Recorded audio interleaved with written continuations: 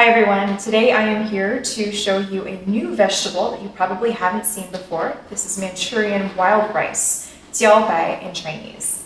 So I was very excited to see this vegetable now being available at my local grocery delivery service here in the Pacific Northwest. It is a vegetable I very much enjoyed when I was in China, and if I said it a little too fast, I did call this wild rice, and maybe you're confused because this looks nothing like rice. You don't see any grain, for example.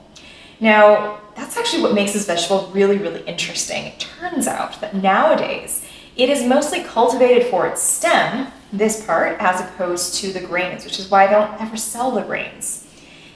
And it turns out that this is a part that kind of gets a little help from a fungus. Now, that sounds a little gross, but a lot of wonderful things that we eat are funguses, right? We have mushrooms and truffles and so on, which more on that later. But for this plant, what happens is there is a special smut fungus that invades the plant tissue, and almost like a cancer, it causes the cells to grow bigger and swell. And so what you get is this very, very meaty stem that holds up to the cooking, that gives us that really crunchy texture. Behold, the Manchurian wild rice. In this form, it actually kind of resembles rice, capable of growing up to 7 feet tall. A smut fungus is responsible for causing the stem to swell, and today these enlarged stems are the only parts harvested.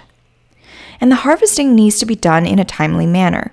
Once the fungus enters its reproductive phase, the plant stem starts to turn black with spores. Can't wrap your head around the name wild rice when the end product looks nothing like it? This plant is also colloquially called water bamboo in China, or makomotake in Japanese. Okay, so let's go to the kitchen and prepare a dish with this vegetable. So first thing we want to do is peel this vegetable. It is very much like a corn or a bamboo, where that means there's a lot of outer layers we do not want to be eating. So just take a knife and score down the middle and peel the outer husks. Any of the green part you do not want to be eating. It is not yummy.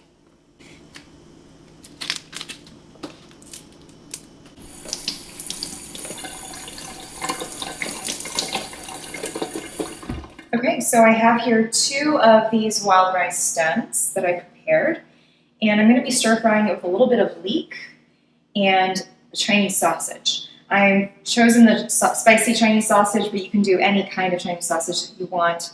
I think it's got the really nice balance of fattiness and sort of elasticity of the meat. So we're going to just slice these all up to about the same exact sizes.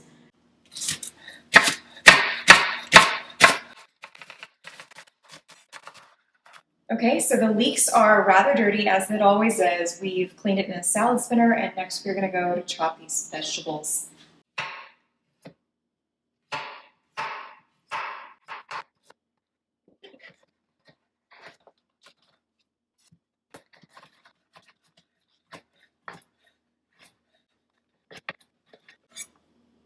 Okay, in a pretty wide wok, we are now going to turn on the stove, add in a little bit of vegetable oil.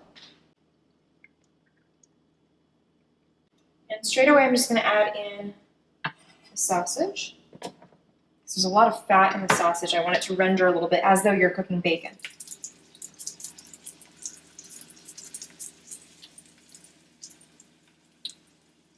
All right, it's coming to temperature and sizzling. So I'm going to now add in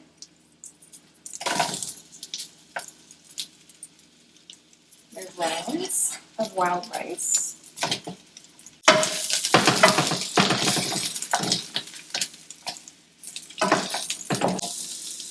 Add in about a tablespoon of soy sauce.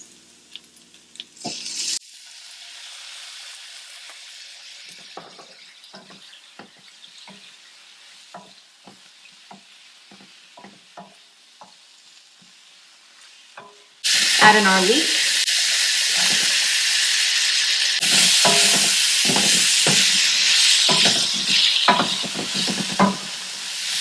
All right, and that's done.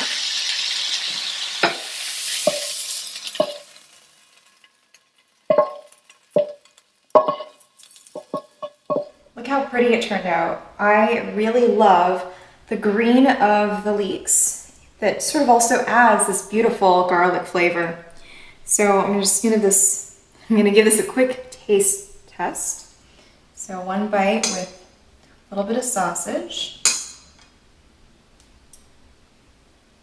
A bit of everything actually.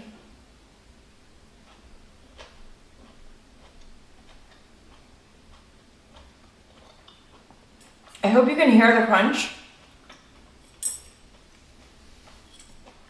It's just so delicious how you can layer up the textures like that. There's that chewiness of the sausage, that crunchiness of the wild rice. So I would love to have a bowl of rice right next to this and just eat the whole thing myself.